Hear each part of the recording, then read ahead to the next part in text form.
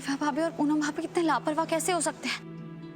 उन्होंने राघव को दवाई ही नहीं दी। लेकिन दवाई देनी तो जरूरी है ना, और कोई और है भी नहीं उस घर में जिस पर मैं भरोसा कर सकती हूँ, जो राघव का ख्याल रखेगा। भैया मैं आपके लिए आपका फेवरेट सूप बना के ले आती हूँ, और रीत जो आपके लिए सूजी वाला ढोकला बनाती है वो भी ले आती हूँ। उसमें रीत वाला स्वाद तो नहीं होगा, पर मैं पूरी कोशिश करूंगी। ठीक है भाभी, मेरा हमेशा ख्याल रखने के लिए थैंक यू, पर अभी मुझे सच में कुछ नहीं चाहिए, मुझे बहुत नींद आ रही। राघव है लेकिन एक भाभी प्लीज प्लीज बात समझिए।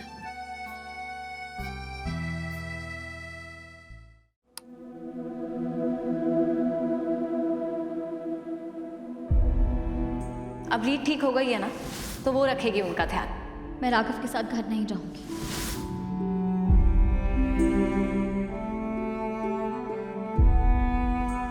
ऐसे कैसे चलेगा बिग सिस्टर लो? ऐसे तो राघव लोग कभी भी रिकवर नहीं हो पाएंगे, फिर से हॉस्पिटल चले जाएंगे। दिव्या, मैं यहाँ प्रॉब्लम्स डिस्कस करने नहीं आई हूँ, मैं यहाँ सोल्यूशन ढूंढने आई हूँ। माय गॉड बिग सिस्टर लो, आप जैसी बातें कर रही है ना, वैसी बातें करने वाली एक बहुत ही इंटेलिजेंट, सुंदर और प्यारी लड़की को मैं भी जानती हूँ। पता है कौन? दिव्या, है ना? हाँ। और मैंने जो प्लान बनाया ना, वो भी बिल्कुल दिव्या जैसा है। फिर तो मैं बिल्कुल वेट नहीं कर सकती, जल्दी से बताइए ना क्या प्लान है। रुको।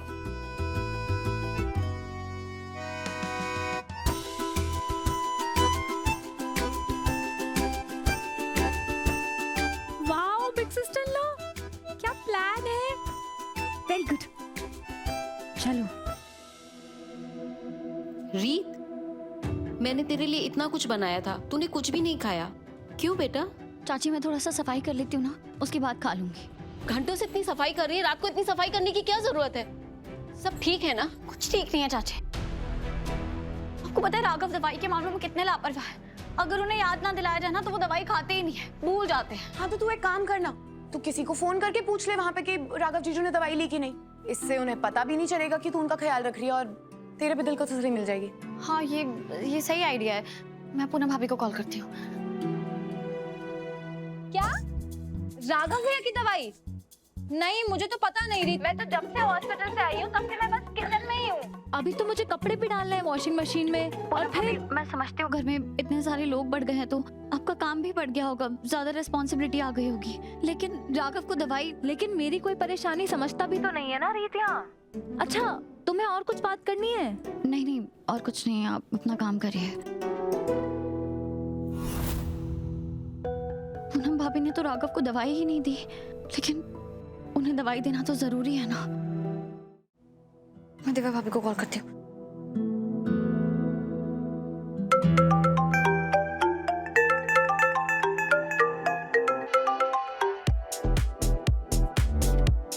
हेलो रीत, तुम्हारी आवाज नहीं आ रही।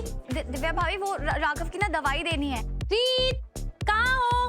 हेलो, आपको आवाज आ रही है? रीत एक काम करो, मैं ना तुमसे कल बात करूंगी, ठीक है? नहीं मैं ये कह रही हूँ कि राघव को दवाई। हेलो था ना कमाल का आइडिया, बहुत कमाल का बिग सिस्टर लॉ। इतना जीनियस आइडिया तो दिव्या भी नहीं सोच सकती थी। मुझे लगता है रीत पे पक्का इसका कोई ना कोई असर होगा। देखना, दौड़ी चली आएगी राघव भैया के पास। हाँ।